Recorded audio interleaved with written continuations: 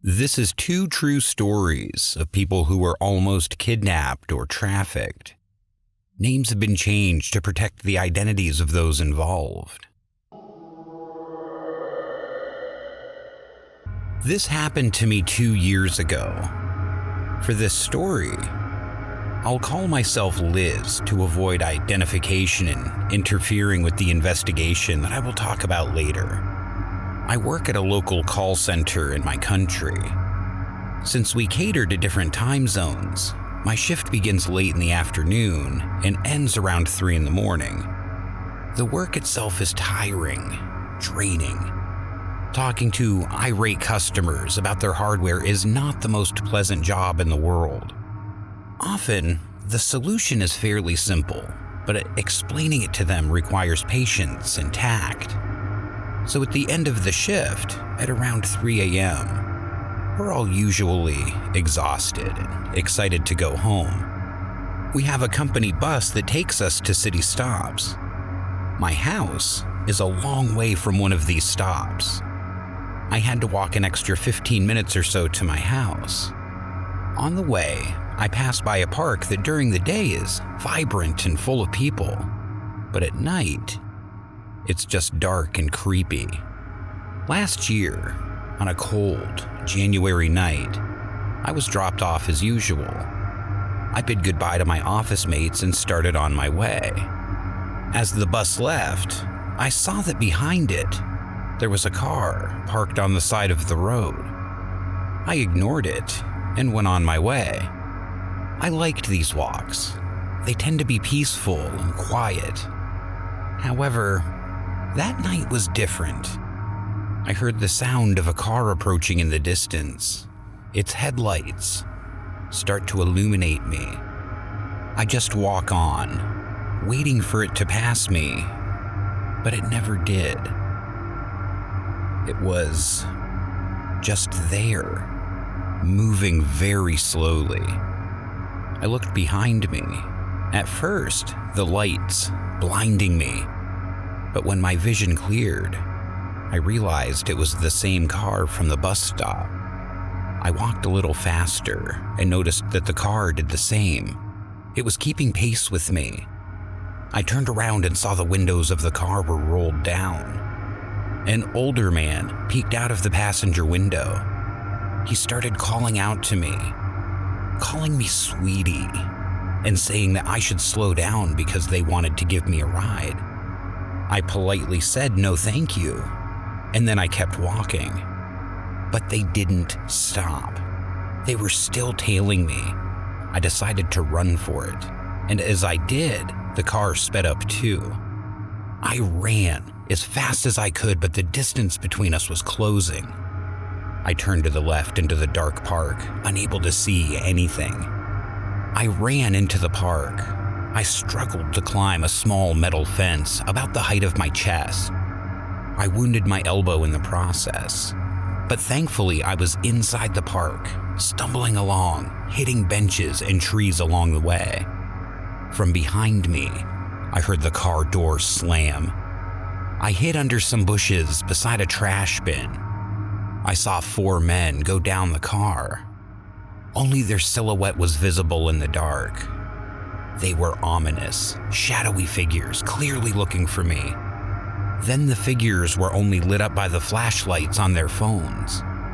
They were calling for me, calling me terrible names.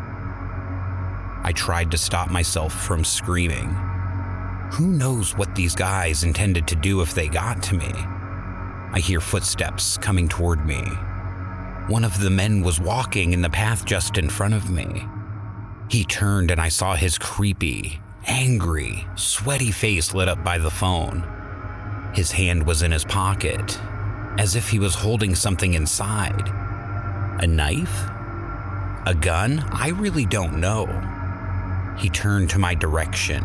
My eyes widened and my breathing got heavier. But then, by some stroke of luck, he didn't turn his phone light towards me. Those few seconds lasted forever. My heart felt like it was going to burst through my chest. And then, he walked away. I saw all 4 of them slowly disappear. They gave up. I knew this wasn't going to be the end of it, so I followed very carefully as they walked away. I was wary not to step on anything that could make a sound.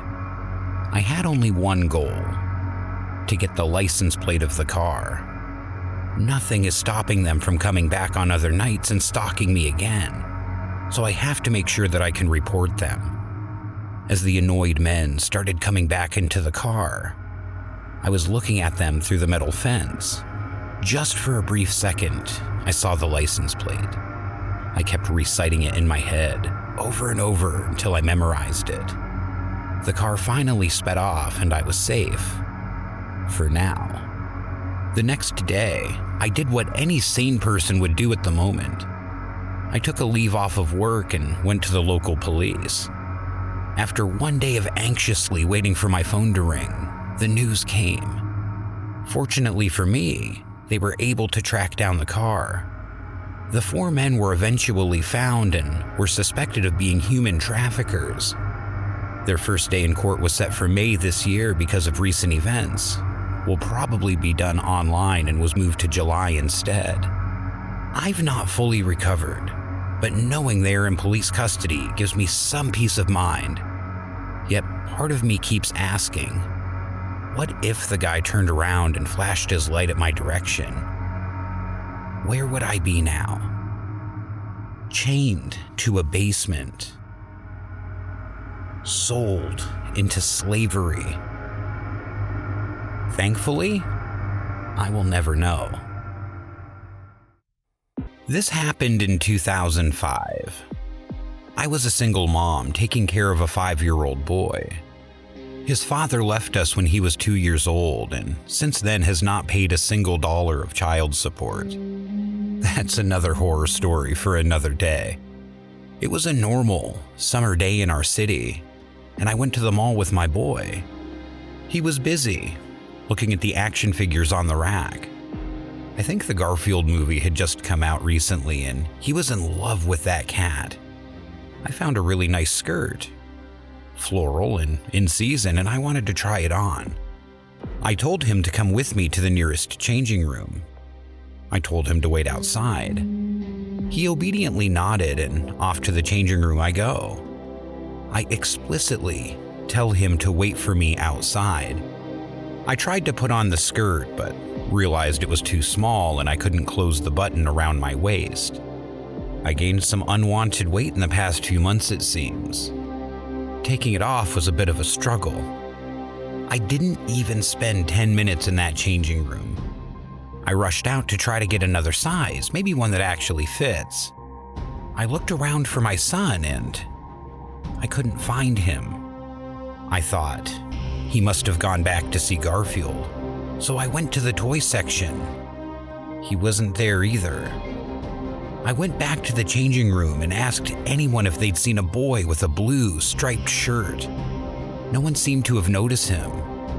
The sales ladies pointed me to the PA system and I immediately rushed there.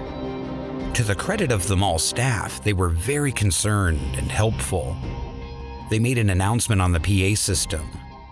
Lost boy, 5 years old, wearing a striped shirt and brown pants. Please report to the Lost and Found booth immediately. An elderly woman came to the booth and told us something no mother wants to hear. I saw your boy go out with a man. Panic set in and I didn't know what else to do but run for my kid. The mall security guard heard it as well and ran out with me. Confused and frustrated, I looked around the parking lot and I couldn't find them. I checked every row of cars as fast as I could, but I couldn't find them. Then I heard it. Stop right there. The mall guard accosted a big man who looked to be in his late 50s. He was in the driver's seat and the guard was holding on to him. In the passenger seat was my boy. He didn't look worried, save for the shouting from the guard. The burly man made some lame excuse like, I just wanted to buy him ice cream, but nobody was buying it. There was an ice cream stand inside the mall. With a taser pointed at his face, the man obeyed and went down the truck. In the ensuing investigation, we found out that he told my son that he was a friend of his dad and that his dad was in the hospital. My poor boy, who has never met his dad, was excited and forgot all about the lessons about stranger danger. What horrifies me is that after they raided his house, they found an unused basement with a mattress and food supplies. It looked ready for whatever this man was planning.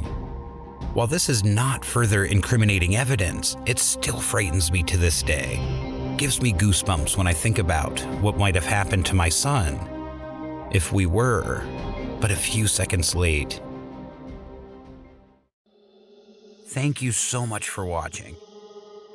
If you enjoyed the story, please like, share, and most importantly, subscribe to Fright TV Animations. Hit the notification bell so you're notified every time we upload new content.